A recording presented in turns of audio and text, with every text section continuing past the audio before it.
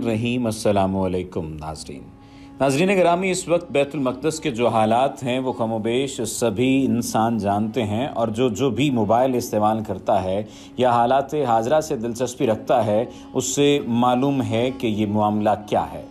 लेकिन आज की इस वीडियो में ना ही तो हम जंग का जिक्र करने जा रहे हैं, ना ही तो अल-कुद्स के मकामी हालात का जिक्र करने जा रहे हैं, बल्कि हम उस जगह का जिक्र करने जा रहे हैं जिसे हिंदुस्तानी सराय के नाम से जाना जाता है।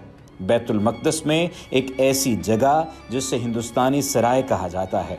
आज की इस वीडियो में हम इसी बारे में जिक्र करेंगे। नाज़रीन, तारीखी शहर बैतुल मक़दस में एक छोटा सा कोना ऐसा है जो हमेशा से हिंदुस्तान से मंसूब रहा है। हिंदुस्तान से मुराद यहाँ पर बर्रे सगीर पाको हिंद है, और इसकी बुनियादी वजह सिर्फ़ और सिर्फ यही है कि गुज़श्ता 800 बरस की तारीख़ तो हमें यही बताती है। इस जगह के मौजूदा मुतवल्ली का दावा है कि उनका घराना आने वाली नस्लों तक यहाँ बर्रे सगीर पाको हिंद का परचम लहराता रहेगा। सन 1200 के लगभग जब सलाहुद्दीन अयूबी की फौजों ने सलीबियों को यरूशलेम से निकाल बाहर किया तो हिंदुस्तान से आए हुए दरवेश ने इस शहर में कदम रखा। उस दरवेश का नाम फरीदुद्दीन और लक़ब गंजशकर था, और इनका ताल्लुक भारत, पाकिस्तान और अफगानिस्तान भर में फैले हुए मशहूर चिश्तिया सिलसिले से था। आज भी इन तीनों ममालिक में हज़ार लोग इस सूफी भाईचारे का हिस्सा हैं और ये सिलसिला चल रहा है। बाबा फरीद की सवाने हयात लिखने वाले कहते हैं कि यहाँ पहुँचने के बाद बाबा फरीद अपना ज़्यादातर वक्त मस्जिद अक्सा के इर्द गिर्द पत्थर के फर्श पर झाड़ू लगाते या रोज़ा रखकर इस कदीम शहर के अंदरून में वाक़े एक गार की खामोशी में इबादत से गुजारते थे। कोई नहीं जानता कि बाबा फरीद कितना अरसा बैतुल मक़दस में रुके, लेकिन उनकी पंजाब वापसी और फिर सिलसिला चिश्तिया के सरबराह बनने के बरसों बाद तक भी हिंदुस्तान से हज के इरादे से जाने वाले लोग मक्का के रास्ते में बैतुल मक़दस में क़याम करते रहे। उनकी कोशिश होती थी कि वो इस मकाम पर नमाज पढ़ें जहां बाबा फरीद ने नमाज पढ़ी थी, और उस जगह सोएं जहां बाबा फरीद सोए थे। धीरे धीरे बाबा फरीद की यादों से मुंसलिक जगह पर आस्ताना बन गया, और हिंदुस्तानी सराय के नाम से एक छोटा सा मेहमान खाना भी जहां हिंदुस्तानी हाजी क़याम करते थे। आज 8 सदियों से ज़्यादा अरसा गुजरने के बाद भी वो सराय यहाँ मौजूद है। और हैरत की बात यह है कि एक ऐसे शहर में जहाँ ज़मीन के चप्पे चप्पे पर हर कोई पूरी शिद्दत से अपना तारीखी हक जिताता है, वहाँ ये जगह अब भी एक हिंदुस्तानी घराने के हाथ में है। इस सराय के मौजूदा रखवाले 86 साला मोहम्मद मुनीर अंसारी जंग अजीम दोम से पहले से इस मकाम पर रह रहे हैं, और वो इन तारीखी दिनों के गवाह हैं जब फ़लस्तीन की सरहद इस सराय के मरकज़ी दरवाजे तक महदूद हो गई।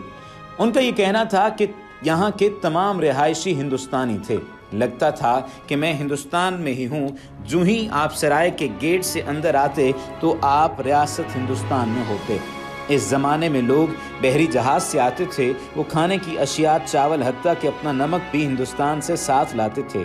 आप जैसे ही सराय के अंदर दाखिल होते आपको हिंदुस्तानी खानों की खुशबू आना शुरू हो जाती, और आप देखते कि यहाँ रुके हुए मुसाफिर अपने कपड़े धोकर यहाँ सहन में सूखने के लिए फैला रहे हैं।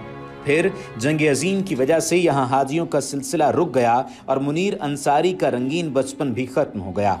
सराय में हाजियों की बजाय फ़ौजी क़याम करने लगे, और ये जगह इंडियन 4th इन्फेंट्री डिवीज़न के उन फ़ौजियों के लिए मुख्तस हो गई जिन्होंने सन 1948 में अरबों और इसराइल के दरमियान पहली जंग के आगाज़ पर फ़ौज की नौकरी छोड़ दी थी।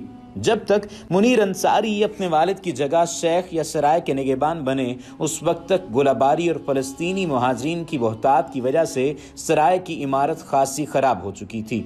लेकिन अभी इससे भी ज़्यादा बुरा वक्त आने वाला था। सन 1967 की 6 रोज़ा अरब इसराइल जंग में जब इसराइली फ़ौजी गोले बरसाते हुए शहर में दाखिल हुए तो सराय की इमारत भी गोलों की जद में आ गई। 1967 की जंग पीर 5 जून को शुरू हुई, और दूसरे दिन हमने कई फौजियों को अपने मरकजी दरवाजे पर गिरा पाया। रात तक 50 से 60 फौजी सराय के गेट के अंदर शदीद ज़ख्मी हालत में पहुंच चुके थे, और वो उर्दन के फौजी थे। उनकी हालत बहुत ख़राब थी और वो पीने को पानी मांग रहे थे। ये मंगल की रात की बात है, लेकिन जब हम बुध की सुबह बाहर निकले तो वहाँ कोई भी फौजी नहीं था। वो लोग अपना साजो सामान छोड़कर भाग गए थे, हत्ता कि अपनी वर्दियां भी छोड़ गए थे। उस दिन इसराइली बैतुल मक़दस के कदीम शहर में दाखिल होने की तैयारी कर रहे थे। उर्दन के फौजी जो हथियार छोड़ गए थे वो मकामी लोगों ने उठा लिए और इसराइली फौजियों के खिलाफ लड़ना शुरू कर दिया। इसकी कीमत भी हमें चुकाना पड़ी। जब इसराइली फौजी सराय पर बमबारी कर रहे थे तो शेख मुनीर अपने बीवी बच्चों को लेकर एक कमरे से दूसरे कमरे को भागकर जान बचाने की कोशिश कर रहे थे।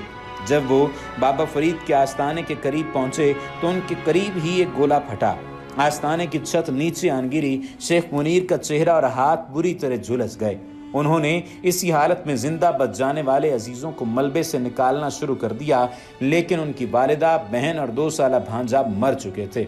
बाद में जब शेख मुनीर अस्पताल से अपने घराने समेत वापस आए तो उन्हें सिराय की जगह एक खंडर नजर आया। हम घर लौटे तो बहुत उदास, बहुत गमज़दा थे। आप अंदाज़ा कर सकते हैं उस वक्त क्या हालत होगी। ज़्यादातर कमरे तबाह थे और मेरे अपने हाथ जल चुके थे। मेरी आंखें बंद थीं और मेरे सारे बाल जल चुके थे। बहुत बुरी हालत थी हमारी। शेख मुनीर की हालत अच्छी थी या बहुत बुरी, लेकिन उन्हें एक बात पता थी और वो ये कि सराय को छोड़ जाने का सवाल ही नहीं पैदा होता। इसकी तारीख इतनी कदीम थी, इतनी कदीम कि इस जगह के साथ उन दिनों की यादें मुंसलिक हैं जब सलाहुद्दीन अय्यूबी यरूशलेम में अपने पांव जमा रहे थे। बाबा फरीद ने जिस बैतुल मक़दस में कदम रखा था वो तकरीबन निस्फ सदी तक ईसाइयों के हाथ में रहने के बाद कुछ ही अरसे पहले मुसलमानों के हाथ आया था। उस वक्त तक सलीबी ताकतें बहिरा रूम के साहिलों पर एक अरसे से रह चुकी थीं और वो इस खित्ते से वापस नहीं गई थीं। सलाहुद्दीन अय्यूबी जानते थे कि अगर मुसलमानों ने बैतुल मक़दस अपने हाथ में रखना है तो इसके लिए उन्हें न सिर्फ सलीबी फौजों का मुकाबला करना होगा, बल्कि इस शहर से उन्हें उतना ही शदीद लगाव होना चाहिए जितना सलीबियों को है।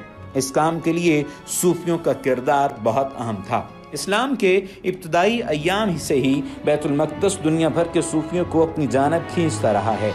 उन लोगों में कुछ अजीबो गरीब किरदार भी शामिल थे। कुछ रोशनी की तलाश में नंगे पांव कस्बा कस्बा फिर रहे थे और कुछ मजनून जो सहरा में ऊनी चोगे पहने फिरते रहते थे और जहां रात पड़ती वहां रेत पर ही सो जाते थे। इसके अलावा उन लोगों में वो तार के दुनिया किरदार भी शामिल थे जो खुदा की याद में गिरिया करते और मोहब्बत के गीत गाते करिया करिया फिरते रहते थे। इस्लामी रिजत पसंदी के मुहाफिज और मजहबी कवानीन और शरीयत के मानने वालों का हमेशा से ये ख्याल रहा है कि मौसीकी और रक्स के दिलदादा सूफी कदरे मशकूक किस्म के लोग होते हैं, लेकिन इन सूफियों के मानने वालों की तादाद कभी कम नहीं हुई और ये कोई अचंभे की बात नहीं। शहर को फतह करने के बाद सलाहुद्दीन अय्यूबी ने गुंबद सखरा के नीचे चट्टान कोर के गुलाब से गुस्ल दिलवाया और यरूशलेम को एक मरतबा फिर मुसलमानों के लिए पाक किया। सलाहुद्दीन ने उस मुतबर्रक शहर में सूफियों का खुले बाजुओं के साथ इस्तकबाल किया और शहर के तमाम मज़ारों और मकबरों पर सूफियाना इज़हार अकीदत की हौसला अफजाई की। यही वो माहौल था जिसमें हिंदुस्तानी हाजियों का पहला काफिला पंजाब की रिवायती धुनों और साज़ों के साथ बाबा फरीद की सराय पर पहुंचा था। हो सकता है कि अपनी पंजाबी धुनों में ये हाजी बाबा फरीद का कलाम ही गा रहे थे, क्योंकि बाबा फरीद ने एक दो नहीं बल्कि हज़ारों ऐसी नज़में तख्लीक की जिनमें इश्क हकीकी के बयान के लिए भी इश्क मजाजी के इस्तिआरे इस्तेमाल किए जाते हैं। बाबा फरीद के बैतुल मक़दस में क़याम करने के बाद के 300-400 बरसों में दुनिया भर के सूफियों को यहाँ आकर हिंदुस्तानी सूफियों के मुरीदों से मिलने का मौका मिला। इस दौरान सरकारी सतह पर यहाँ इन गिरोहों की रिहाइश और इनकी तालीम और तरबियत के लिए मदरसे और दीगर इमारतें तामीर की गईं। मराकज़ से लेकर क्रीमिया, अनातोलिया और उज़्बेकिस्तान से आने वाले दरवेशों ने इस सराय से और इससे मुल्हिका सहूलियात से भरपूर फ़ायदा उठाया।